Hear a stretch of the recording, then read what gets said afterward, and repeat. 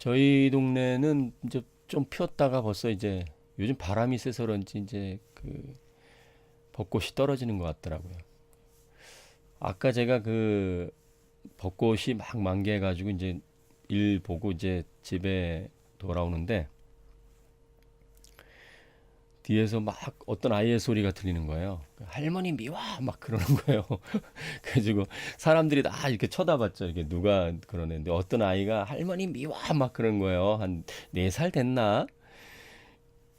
근데 이제 그거 보니까 그 벚꽃이 막 떨어지잖아요. 그 무슨 일 때문인가 보니까 벚꽃이 막 떨어질 때 걔 잡으려고 했던 것 같아요. 그러니까 할머니가 그 아이 그 손자 같았는데 손자한테 이제 벚꽃 그 꽃잎을 잡아주려고 하다가 이제 걔가 잡으려고 하는 거를 그 할머니가 먼저 잡으셔가지고 이렇게 했더니 그놈이 그냥 할머니 미워 막 그러면서 난리를 피는 거예요. 그냥 거기 있는 사람이 다 쳐다봤거든요. 근데 그 목소리가 얼마나 낭낭한지 너무나 귀엽더라고요 아이가. 근데 그냥 좀 아이는 아이예요 확실히. 그 할머니가 손자를 생각해서 그걸 잡으려고 했더니 막 미워 미워 그러는데 뭐 귀엽기도 하고 그렇더라고요.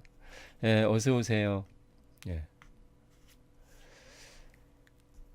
예, 오늘 일찍 퇴근하셨는지 모르겠네. 9시면 이제 뭐 벌써 퇴근하셨겠죠.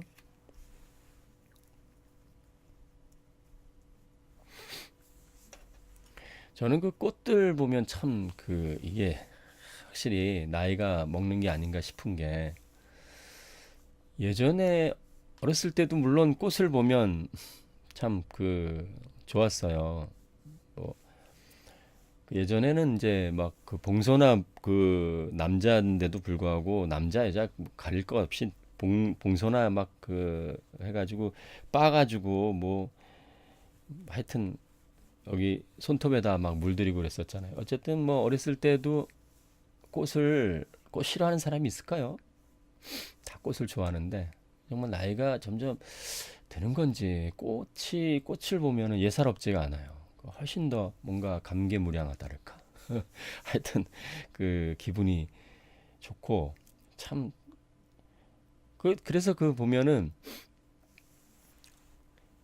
그 뭐 인스타그램이라든지 뭐 요새 SNS 같은 경우도 많이 하잖아요. 페이스북이라든지. 그런데 이제 그 젊은 사람들은 주로 이제 음식이라든지 뭐 이렇게 친구들하고 뭐 찍은 거 여러 가지 것들 뭐 그런 걸 이제 많이 올리는데 이제 저는 이제 페이스북은 안 하는데 어쨌든 그 좀 나이가 좀 이제 좀 우리 또래 정도 이렇게 점점 30대 이상 이렇게 되면 40대 되고 이렇게 되면 맨날 그 꽃, 자연 이런 걸 많이 찍어요. 확실히 그런 걸 많이 보여주거든요.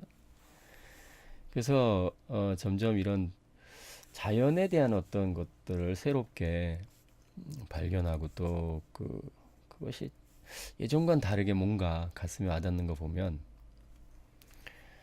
이게 나이가 드는 건지 성숙하는 건지 잘 모르겠지만 하여튼 좀 조금 다르죠. 여러분도 아마 그러실 것 같은데.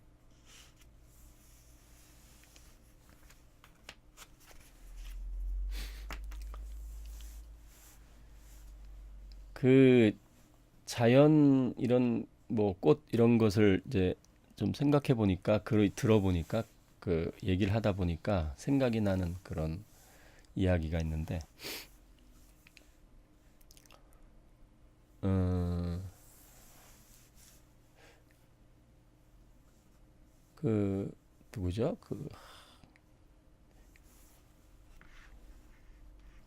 그 신부님 중에서도 그 성인 반열에 오른 분들 있잖아요. 프란시스인가? 프란시스? 성 프란시스? 하여튼 그분 같은 경우는 자연과 대화를 나눴다고 하잖아요. 자연과. 이게 처음에는 자연과 대화를 나눠? 그럼 새가 말을 해? 그 무슨 저기 초능력도 아니고 동물과 대화를 나눌 수 있을까? 또 뭐 생명이 없는 바람 뭐 그런 거와 대화를 나눌 수 있을까? 뭐 그런 생각을 했었는데 이제 그것을 이제 영적인 부분에서 좀 생각해 보니까 어느 부분은 좀 이해가 되는 게 좀 예화를 제가 어느 책을 보다가 읽었는데 굉장히 그것이 좀 이해가 됐어요. 그런 부분들이 어떤 여러 아이들이 이제 놀다가 집에 돌아가는 길이었었어요. 돌아가는 길인데 이제 얘네들이 논두렁 밭두렁 이렇게 걸어서 집으로 이제 돌아가는 그런 와중에 어떤 앞에 가는 아이가 갑자기 이제 서가지고 그 논두렁 있는 쪽을 탁 쳐다보는 거예요. 물끄러미 쳐다보니까 나머지 이제 쫓아오던 아이들도 논두렁 있는 데를 이렇게 같이 쳐다보는 거. 얘가 도대체 뭘 보나 같이 쳐다보게 된 거죠. 근데 뭐 아무것도 없었어요. 그냥 늘 걔네들이 놀다가 이제 집에 갈 때 보는 논두렁인데 그때 그 아이는 그걸 보면서 그 보고 있으니까 나머지 애들이 신기해가지고 같이 이렇게 쳐다보고 있었죠. 보고 있는데 이제 보니까 앞에 그 이제 제일 처음에 쳐다보던 아이가 그 논두렁을 보다가 눈물을 막 흘리는 거예요. 그러니까 나머지 애들이 이렇게 깜짝 놀라는 거죠. 아니 뭐 논두렁을 보면서 늘 보아던 것인데 왜 저걸 보면서 눈물을 흘리나 그랬더니 이제 나중에 알고 보니까 그 아버지가 돌아가셨던 거예요. 그런데 그 아버지가 항상 일하시던 그 곳이에요, 거기가. 그러니까 이 아이 눈에는 그 아버지의 모습이 보이는 거예요. 그러니까 똑같은 거지만, 똑같은 논두렁이지만, 나머지 아이들한테는 그 아버지의 모습이 안 보이지만, 이 아이한테는 아버지의 모습이 보이는 거죠. 그러니까 성 프란시스 같은 경우도 마찬가지라는 생각이 드는 게 저도 이제 그런 마음이 좀 드는 게 이런 대자연이나 꽃이나 이런 벚꽃 요즘에 참 예쁘잖아요. 벚꽃뿐만이 아니라 뭐 아까도 그 화원 잠깐 그 화분들 이렇게 놓여 있는데 진짜 꽃의 그 빛깔이 엄청 찬란한 거예요. 어떤 것은 보랏빛인데 강렬한 보랏빛이랄까? 근데 그걸 보면서도 또 그런 자연을 보면서 그 하나님의 손길을 보게 되는 거죠. 그 보통 이제 하나님을 알지 못하는 분들은 여행을 가거나 또 전에도 말씀드렸지만 맛있는 음식을 먹을 때도 맛있다. 정말 정말 따봉이다. 뭐 이런 따봉이라는 말 잘 안 쓰는데. 야, 정말 좋다. 최고의 맛이다. 멋있다. 장관이다. 정말 굉장하다. 엄청나다. 막 그러지만 그것을 창조하시고 또 그것을 만드셔서 우리가 맛보게 하시고 우리가 그것을 보게 하시고 즐기게 하신 그 하나님의 손길이 그 하나하나에 다 깃들여 있잖아요. 그러니까 이 만물이 하나님을 노래하고 있고 하나님의 존재를 증거하고 있는데도 불구하고 우리가 매일 맛보고 매일 보는 모든 것에서 하나님의 어떤 손길을 모든 것에서 보면 얼마나 좋겠습니까? 우리를 눈동자와 같이도 지키시고 눈동자를 지키신다는 게 눈을 얼마나 우리도 모르게 깜빡깜빡합니까? 우리가 눈을 깜빡거릴 때 의도를 가지고 깜빡거리는가요? 아니면 우리가 숨을 쉴 때 나는 이제 숨을 쉬어야지 하고 숨을 쉬는 거 아니잖아요. 그러니까 눈도 자주 깜빡거리고 또 숨도 우리가 쉬고 우리가 뭐 일부러 쉬려고 하는 건데 근데 계속 숨을 쉬잖아요. 그러니까 우리가 살아가는 게 사실은 이게 하나님의 은혜고 숨 쉬는 거 하나조차도 내 힘으로 하는 게 아니잖아요. 근데도 그 하나님의 그런 손길과 하나님의 이런 그 예술성이랄까요? 이 자연 만물이나 꽃 하나, 벚꽃 하나 거기에도 하나님의 그런 예술성과 또 어떤 장면 보면 참 재밌고 웃기잖아요. 그러니까 하나님의 위트, 그 유머 감각 그런 것들이 정말 어마어마한데 그걸 우리에게 매일 성실하게 매일 보여주시고 우리를 위해서 제공하시고 우리가 정말 불편함 없이 하나님의 그런 놀라운 은혜, 은총 이런 거에 대해서 우리가 좀 영적인 눈을 가지고 조금만 이 생각을 해보면 모든 것이 감사할 수밖에 없는데 하긴 우리가 너무 바쁘고 또 우리 아까 말씀하셨지만 알바하고 정말 댓글도 달지 못할 정도로 그런 상황 그래서 또 그런 문화 하나님이 없는 것처럼 그 모든 이 빛 창세기를 보면 빛이 있으라, 이 빛을 제일 먼저 창조하셨잖아요, 하나님께서. 이 빛은 얼마나 그 우리에게 하여금 수많은 그 혜택을 줍니까? 낮에 햇빛을 통해서 우리가 보는 모든 것에 대한 것을 우리가 즐길 수 있고 볼 수 있고, 또 이렇게 밤에는 이런 어떤 전기나 이런 모든 것을 통해서 우리가 또 볼 수 있고, 그런 모든 것을 주셨음에도 불구하고 그 하나님이 무시당하고 또 업신여기고 하나님의 존재조마저도 부인하는 그런 이런 문화 속에서 우리가 살아갈 때, 그냥 샌프란시스처럼 정말 그런 그 자연과 대화하는 어떤 그런 영성은 우리가 정말 참 부럽지 않는가 싶습니다. 그래서 우리가 하나님의 존재와 하나님의 어떤 영광을 제일 많이 드러내는 것이 인간이잖아요. 인간. 그래서 인간을 통해서 하나님을 제일 많이 발견할 수 있어요. 정말 하나님의 형상대로 회복해가고 그리스도의 형상대로 회복하는 그리스도인을 통해서 하나님을 제일 많이 발견할 수가 있겠죠. 인류 역사상 그런 우리의 정말 훌륭한 선배들을 통해서 우리가 하나님을 알게 됐잖아요. 사도 바울을 통해서, 또 예수님의 제자들을 통해서 이런 성경이 기록되어지고 예수님에 대해서 우리가 더 깊이 알게 됐잖아요. 예수님께서는 특별히 책을 쓰실 필요가 없으시죠. 창조주 하나님께서 뭐하러 책을 쓸 필요가 있겠어요. 예수님 특별히 책을 쓰지 않았다는 것이 처음엔 참 좀 아이러니했지만, 예수님이 책을 쓰시지 않았다는 것은 너무나 당연한 것이, 이 모든 우리가 보는 모든 세계가 다 창조주의 그 놀라운 손길과 은혜와 사랑을 지금 보여주고 있는데 뭐하러 책을 기록하겠어요. 그러니까 우리 눈이 어떻게 보면 어두워서, 내 눈이 어두우면 모든 것이 어둡다 그러셨어요. 성경에서도.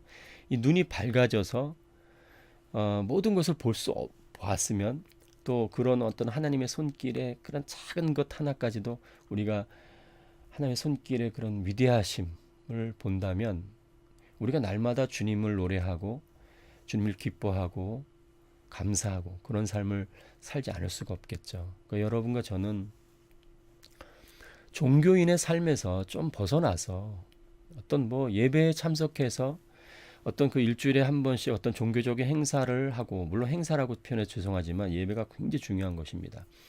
근데 그런 것으로 어떤 행사, 또 어떤 사역, 그런 것으로 우리가 그런 것에 마친다면, 거기에서 모든 것이 우리의 생활이 거기에 다 집중돼 있고 그것이 다라면 조금 우리는 좀 생각을 좀 더 바꿀 필요가 있지 않나 싶습니다. 이런 거 제가 그 영적인 눈이 밝아지게 되면 보이지 않는 것들을 보게 되거든요. 그 믿음이라는 것은 바라는 것들의 실상이요, 보지 못하는 것들의 증거니, 이렇게 말씀하신 게, 믿음의 눈으로 보는 것과 그냥 우리가 이생의 자랑, 안목의 정욕, 이 땅에 있는 이 육신의 눈으로 그냥 쳐다보는 것은 엄청난 갭이 있죠.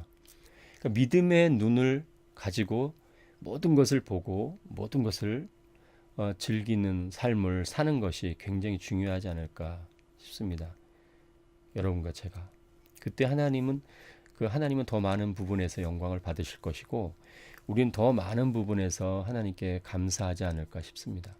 너무 바쁜 삶을 살다 보면 또 그렇게 이 땅의 이 권세와 이 모든 것들이 또 마귀가 또 쥐고 있잖아요, 어느 면에서는. 하지만 전에도 제가 말씀드렸듯이 선과 악의 싸움이 절대 아닙니다. 마귀와 하나님과 이렇게 딱 편이 나눠져 가지고 싸우는 그런 관점이 아닙니다. 우리는 하나님의 세계에서 잠시 그 마귀라는 존재가 하나님의 것을 가지고 지금 장난질하고 있는 거나 마찬가지잖아요. 전에도 말씀드렸듯이 하나님이 갖고 계신 지혜, 하나님이 갖고 있는 지혜 가지고 자기가 그 인간을 죄로 넘어뜨리고 하나님을 배반하게 하고 하나님을 원망하게 하고 하나님을 불신하게 하는 그런 짓을 하도록 눈을 가리게 하는 거죠. 근데 결국 하나님께서 주신 거거든요. 그러니까 우리가 그런 관점도 굉장히 많이 달라져야 되는 것이죠. 하나님 세계 안에서의 하나님은 이 모든 것을 통치하시고 하나님 주권 안에 모든 것이 있고, 잠시 그 사단이 반란을 일으켰어도 그 사단의 그런 그 반란은 하나님 앞에서는 아무것도 아니고, 실제로 욥기 같은 그 성경을 여러분과 제가 읽어보면 금방 느끼는 것이, 이 사단조차 아무것도 할 수 있는 것이 없어요. 스스로 할 수 있는 것은 아무것도 없어요. 피조물의 특징이 뭐냐면 스스로 어떤 것을 창조하거나 스스로 어떤 것을 물론 결정을 하죠. 하지만 그 모든 것이 다 하나님의 뜻, 그 거기를 벗어날 수 없어요. 범주에서 벗어날 수 없는 거거든요. 그래서 제가 다른 어떤 종교에도 그런 부분적으로 진리를 포함하고 있다 그랬는데, 그 손오공이, 그 손오공 아시죠, 여러분? 손오공 그 뭐 다 아시겠지만, 그 부처님한테 손오공이 그 도전할 때 어디로 가도 그 부처님 손 안에 있잖아요. 부처님 손 안에 있다. 뭐 그런잖아요. 어떤 부분에 있어서는 정말 그런 그 하나님의 그런 위대하심 안에 모든 것이 다 이렇게 포함되어 있는 것이죠. 그 하나님에 대한 그래서 저는 최근에 책을 보는데 그런 조셉 얼라인이라는 분이, 예전에 또 봤던 책인데 한 번 더 봤거든요. 근데 거기에 그분이 참 귀한 말씀을 적었더라고요. 제가 그래서 적어놨는데, 하나님의 나라의 영광에 비하면 이 세상의 권세와 부와 영광은 벽에 그려놓은 한 마리의 나비와 같다. 정말 놀라운 말씀 아닙니까? 하나님의 이런 영광에 비하면 이 땅에서의 그 어떤 것도 벽에 그려놓은 나비와 같다. 우리가 그 하나님을 알기 전에 지금 하나님을 알지 못하는 분들이 얼마나 불쌍한 가운데 있는가, 그런 생각을 좀 해볼 수 있죠. 정말 하나님 안으로 들어온다는 것은 그냥 단지 우리가 뭐 예수님 믿고 천국 가는 그런 그것도 어마어마한 건데, 그 어마어마한 것에 또 어마어마한 것이 포함되어 있는 거죠. 그러니까 하나님 안에 들어온다는 것은 이 세상의 모든 우주 만물을 주관하시고 창조하시고 섭리하시는 그분의 사랑 안에 들어오는 거잖아요. 근데도 불구하고